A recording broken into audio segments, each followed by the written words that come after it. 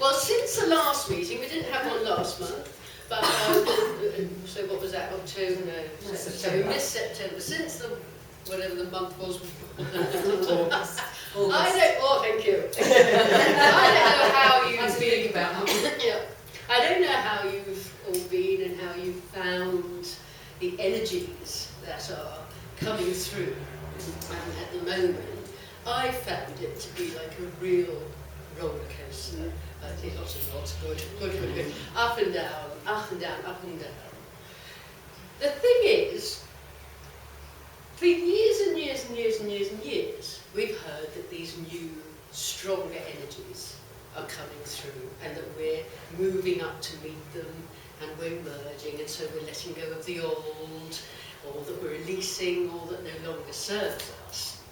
And interesting, I don't know how you all feel, but I get a bit bored with that. I'm like, oh God, here we go, yeah, another shift, another shift happens. Or, you know, I'm like, yeah, it's nothing new. And you get a bit nonchalant about it, or just like, oh, yeah, okay, well. Now, they are saying, we are being told, that the energies that are coming through now are really the strongest that have ever been coming through. I remember when I first heard about stargates and portals opening on a certain date, I'd be like, oh my God, this is what's going to happen, this is so important, you know. And then year after year, when another one opened, and I may sound disrespectful, I'm not disrespectful, I'm just like many of us feel, expecting with all this that we're told that something, you know, wow, this is going to happen, the energy is going to be so strong. And they are, but what does that do? It just makes us feel up and down, up and down, up and down. There isn't this huge, I remember one lady writing to me, saying, do you know this portal is going to open on such and such and such a day, you know, it's so exciting. And by then I was a bit like, yeah, here we go, you know, another one, yep, lovely. And after it had happened, she wrote back and she was almost suicidal because she expected so much to change, so much to happen because of that. And I think we have to understand that there is so much happening behind the scenes. We are like, as many of you know, I'm actually in the theatre, I'm an actress, but they do say that this whole thing is like a movie, if you want to call it a movie. It's like a big theatrical production. And here we are, sometimes not knowing our lines, or where we're going, where we're supposed to be on stage, or whether or not the next person's going to come in with their lines. We play it, we have to weave our way through this journey, this play that we've decided, that we've been gracefully chosen to come down and be part of. And as I say often, there are so many souls who wish to be down on earth at this amazing, spectacular, precious time. But we couldn't all come. And so we are the chosen ones, if you like. And we take that for granted. I do. I take that for granted often. Sometimes I'm like, I'm over this planet, get me off. You know, really get me off, I've had enough. But then I have to remind myself that, Blossom, you were one of the lucky, fortunate, blessed ones to come down here and do your bit and shine your light. And in this play that we're in, there's sometimes the good guys and the bad guys and the pantomime witch and the good fairy, all sorts of people, all sorts of souls on different levels of their journey that come and interact with the level that you're on. And sometimes that can be difficult because you may not resonate with some people, and you might find it hard to interact with them. And then you think, you know, I've had times often when I've thought, am I just being an absolute snob here? Because that person, I really don't enjoy their company.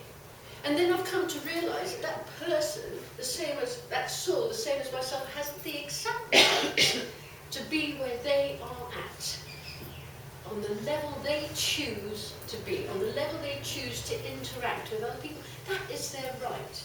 How blessed are they? How blessed am I to be where I'm at?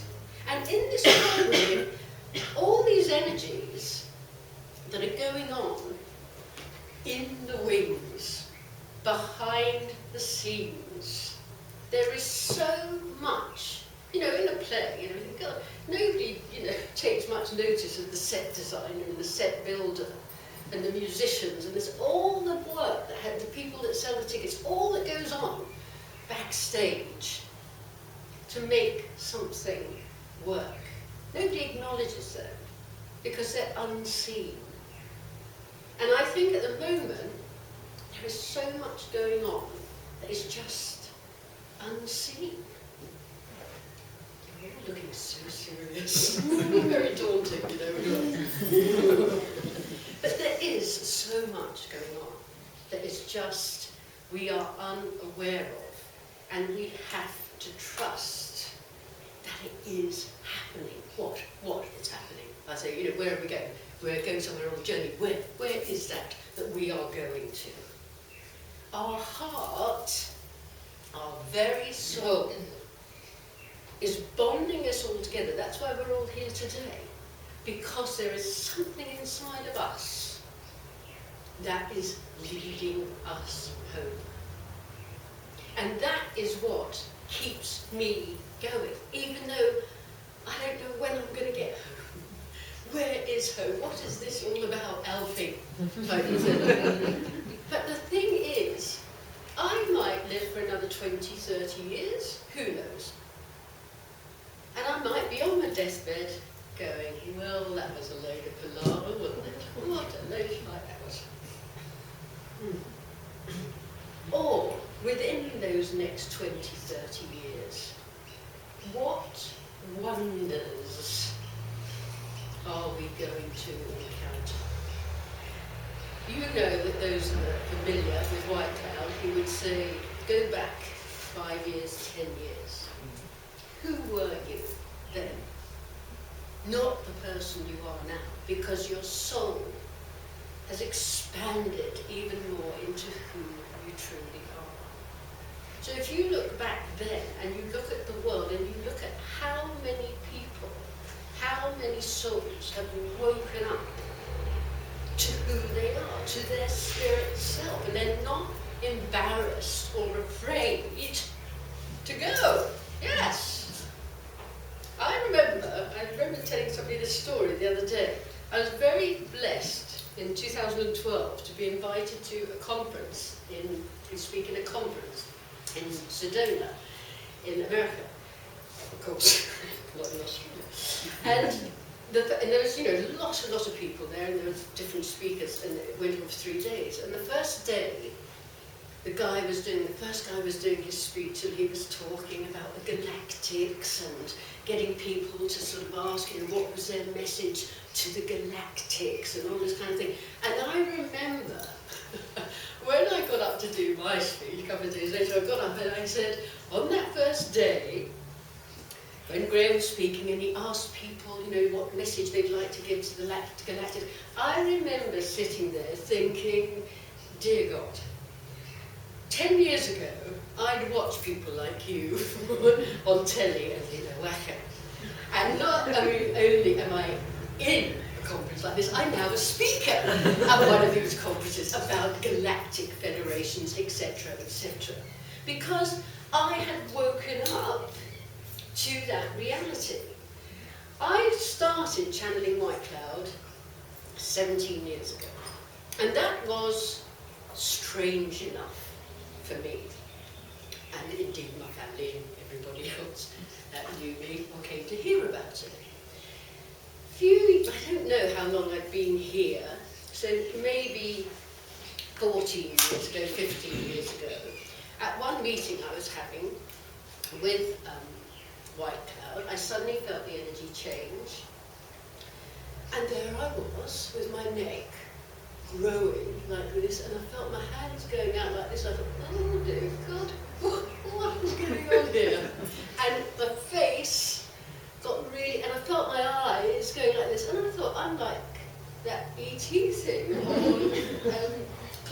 sounders that comes out of the ship, you know. I was like, good Lord. And I thought, what is going to come out of my mouth? And there's people here that can verify this.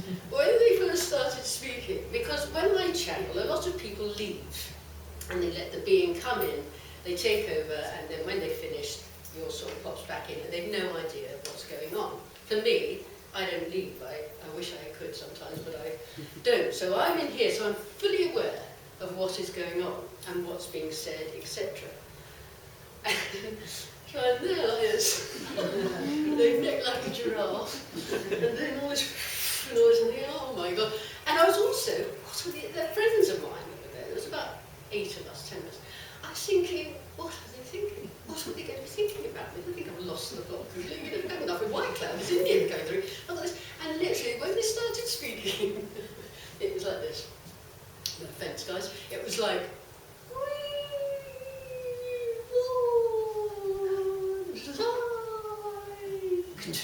and I'm like, dear God, get on with it. You know, we could be here all year at this pace. It was just them getting used to my, to basically how to speak. Because I also remember when they first came through, it's coming back to me now, as the energy was changing, it was like, people who know me know, I can't add 2 and 2 together, just not my thing.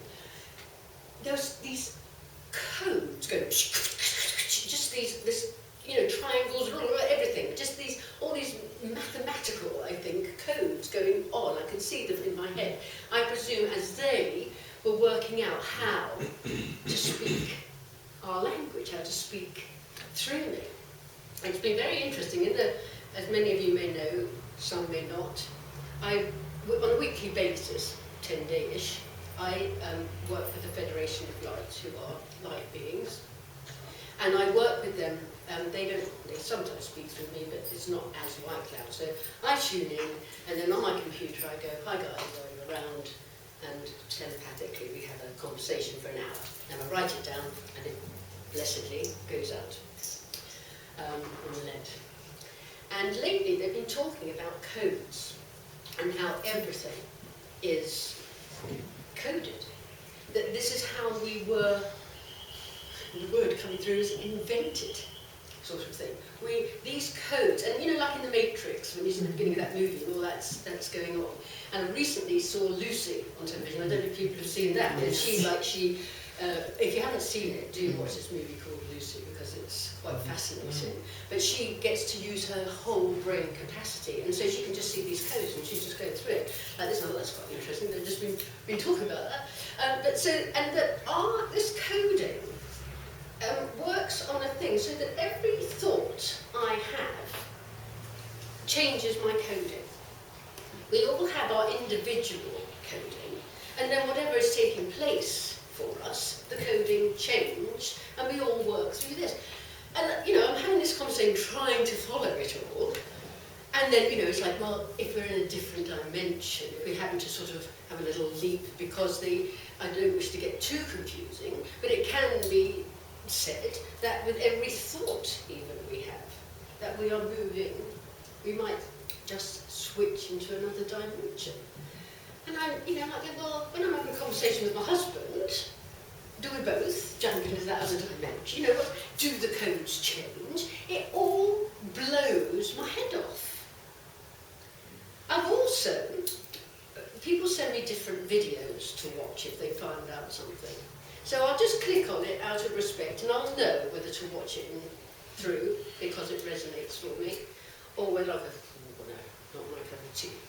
But I also feel that sometimes I need to be aware of other things that I might not feel that comfortable about, but just to be aware that perhaps it is taking place.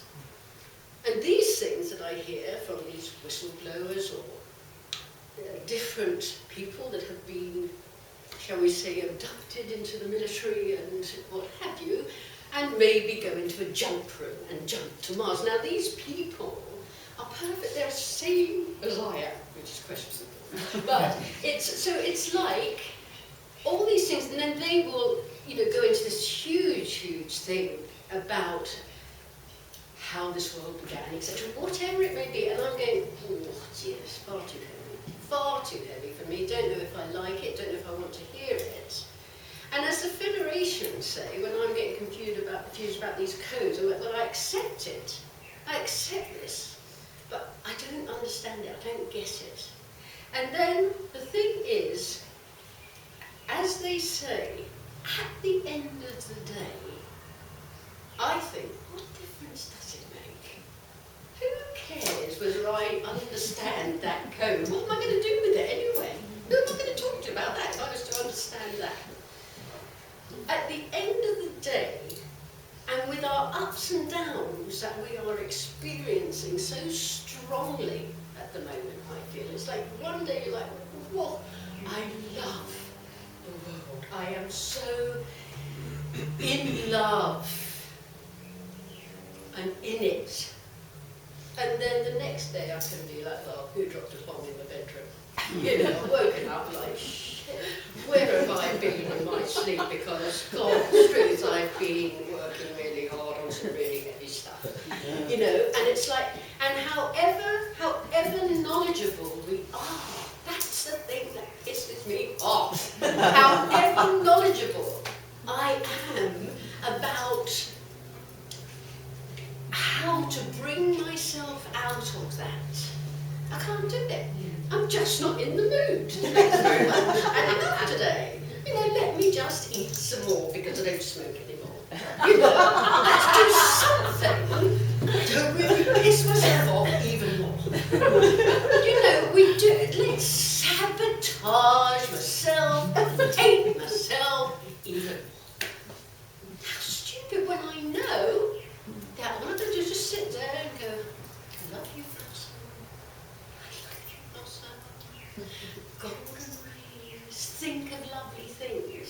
But I'm not in the mood. And even if I try sometimes, I'm like, no, it's just not working. I know all that, but not today. Thank you very much. I just want to get off the planet. Because, you know, I'm sure that all of you, I don't know, you might not feel like this, but sometimes I was having coffee with a friend the other day in Bridgeton or somewhere, and there was this shop nearby, and it had all these hats on a rail outside. And I'm like, just sometimes it gets me, I think, how many hats do we need in this world? We've only all got one head. You know, how many necklaces do we need? We've only got one neck each. How many earrings? How many? Yeah, it says me. I just happen to like all that on my hands. But it's like, you know, how many designs? How many colours? And then you think, and then that makes me think about clothing. How many tops and bottoms do we need in our wardrobe? What? Why? Half of them we think, oh, I look shit in that. You don't wear them. What? And I think, what a ridiculous world. We have become so ridiculous. And that's what that's what gets me, that's what makes me think I want to get off. Because it's gone too far. And the thing is, I look around people walking along and I think, are you awake? You know, I'm not being judgmental or rude or anything, I'm just thinking, are you awake? Do you get why we're here? Or are you just off to buy another hat? Do you know what I mean? It really gets me, because I think we've lost our reasoning. We've just become so materialised. And don't get me wrong, I love the things in my house. I feel so blessed to have things in my house and my surroundings. I like to have nice clothes and things like that. Love it. But at the same point, it's like, how much do we really need?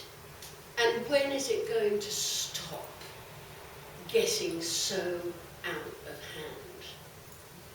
When, as a consciousness, and I think that is what the frustrating thing is for all of us who, and it sounds like I'm judging, I'm not, but for all of us who have woken up, it really gets to that point of, well, you know, when's the alarm going to go off for everybody else, for God's sake? Because I'm over this. We just want it to get a move on. But I think what we have to understand when you think about how much you have changed in the last year, and when you look back in 10 years' time, dear God, how different are we all going to be? What is going to be on? How many people will have woken up by then? And how much more of our soul self will we be recognising, remembering, but not only that, being. Because I find it so hard to be myself in this world. Because, like everything else, I get wrapped up in the way that we conduct our lives, because it's become that way. And so therefore I think it's really important for us who were chosen to be down here at this time to not forget why we're here. Ever. With every, the Federation say, with every breath, you are divine. But you forget that. And we do. I do. Breathing in and out, doing the washing up, breathing in and out, walking down the shop, breathing in and out. I just do it. I take it for granted instead of appreciating and giving gratitude for that every breath.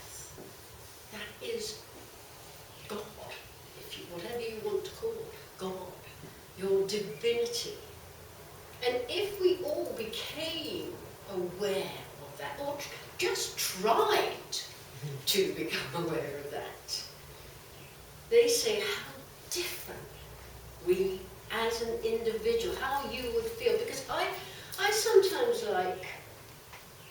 we are all divine, beautiful light souls, are we not? Strip away these things that we dress ourselves up in, strip away the flesh. What are we? We are light. We are pure, pure light. And we have to remember that. And I just think, sometimes for myself, I'm like, I don't feel like I'm this light being at all. I just feel like I'm this blue, And then you go, who are you truly? And I just have to close my eyes. And I just, like last night, I was thinking, oh God, I hope tomorrow goes all right. I don't know what I'm supposed to be talking about, blah, blah, blah, blah, blah. And I just imagined myself in here, standing here like this, but not as me, as my light. And I think if we just do that all the time, and I know I've spoken about this before, we just need to remember these things. To remember to be our light is all we need to do. Always. Even when you're really angry. You're allowed to be angry. But then remember who you are. And that light just cools you down. Cools you down. And to have your light to light, to light, to light, to light, to light, it just makes your world such a different place to live in. I don't know how many of you can remember a time when you weren't aware of what your life was perhaps like. Because I think to myself sometimes, and again, not judgmental, what do people who have just, got to go to work, have a volunteer weekend, a few fags and a drink, great, lovely, start again on Monday, with nothing in there that is loving themselves, although they might be the most loving person, what is their point? It's very interesting, if I may say, as you know, my mother passed away last year, and she wasn't sure whether there was anything or not. But in her dying days, her parents were coming, she was going, I'm coming, Dad, she was doing the whole bit. She knew that there was something else going on. And with respect, my stepfather, who was 94, had had a terrible lifetime, until he met my mother. He was a German Jew and went blind, you know. He had a lot not to believe in God about type of thing. And he just swore, so he didn't get on with any, we didn't have any conversations, him and I, because what I wanted to talk about, he just thought was a load of rubbish. He believed there was nothing when you go, absolutely nothing. He, after my mum had gone, with all respect, we knew he was going to do it. After a few months, he decided to remove himself from the planet. And he did so successfully, thank God. And a couple of weeks ago, in the middle of the night, I heard this ding, and way back in the distance, I heard Rob, my stepfather, I heard his voice. Now I was christened Marianne, for anybody who doesn't know. I heard him go, and he was one of the few people that never transferred over to Blotton. I just heard this voice go, hello, Marianne? And it was Rob, without question. Last week, my sister had the same thing. Hello, Jill. Out hearing it. Now, he is, without question, I don't think he's got anything important to say, other than, you're going to be right. For once, I was wrong. And I go, yes, I told you that, Rob, you'd come back and tell me that I was right. That knowing of something bigger, something more. How do people, and maybe I was like that one day, what is their purpose of being? What his purpose was like, I'm here, I've got to be here until I go. And then he didn't want to be anymore, so he took himself out. He didn't believe in anything. So I'd say to him, so what is your point of being such a nice man, a loving man, a giving man? Why do you do that? Why don't you just go out and get drunk every night and do whatever? What does it matter if there is nothing? And he said, because there is an inherent thing within us that wants to live, wants to be good. And to me, that is love. That's why we're here. And so we will continue on giving out this love that we are. And that is all that we have to do. And that is, therefore, all that we have to remember. Because it's so easy to forget, isn't it? And, you know, you're shouting at the kids, you know, whatever it is, you forget. Because life becomes so much, but that's all I need to say. Just remember the love and feel the love that we are. And just, I'm going to go in a minute. But before we do, I'd just like a little thing. I'd just like to do a little thing with you, if I may. I'd just like you can close your eyes, keep them open, whatever you'd like to do. But I'd just like you to take in a really nice deep breath in your own pace and let it out in your own time, in your own pace. And as you're doing so, be aware that as you breathe in, it's just love. Love coming in. And as you breathe out, it's just love going out to everybody.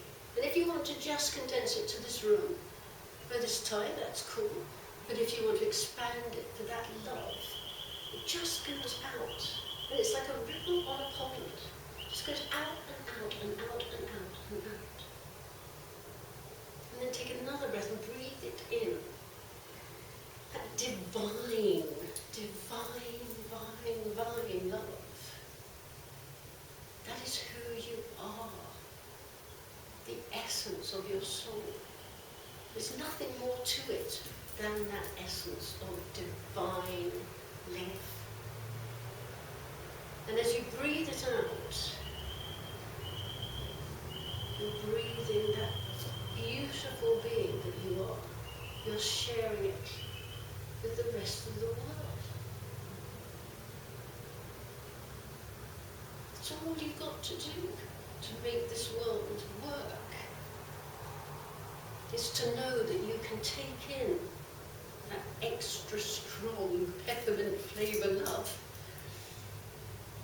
And then when you give it out, you are helping this planet rise into its higher vibration that we are doing moment by moment at this time. That's why we're here, to lift it.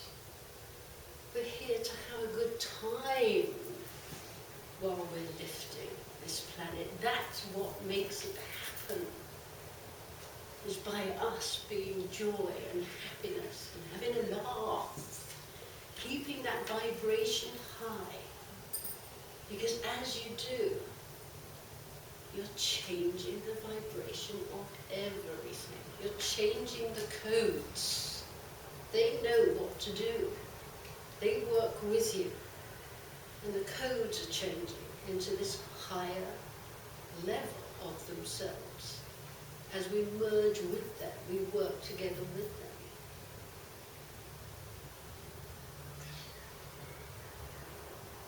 And some of you might be seeing pinks and blues and purples as you have your eyes closed. And you think, oh, how lovely. Send that pink and that blue and that purple out. But also remember to keep some for yourself. Because you are the most important thing in your life.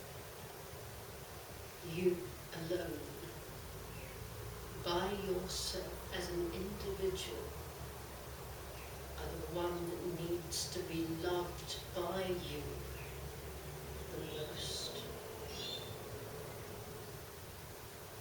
And one more deep, deep breath. Feel that divinity of yourself. And you breathe this out to the one, to the all.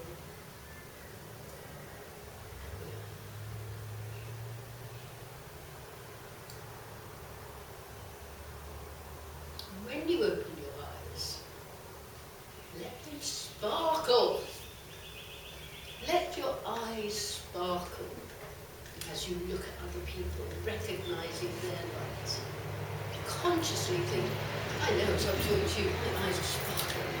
My eyes are sparkling right into the windows of your soul because we are aware. We are so aware of the light that we are recognizing each other. Give it some welling.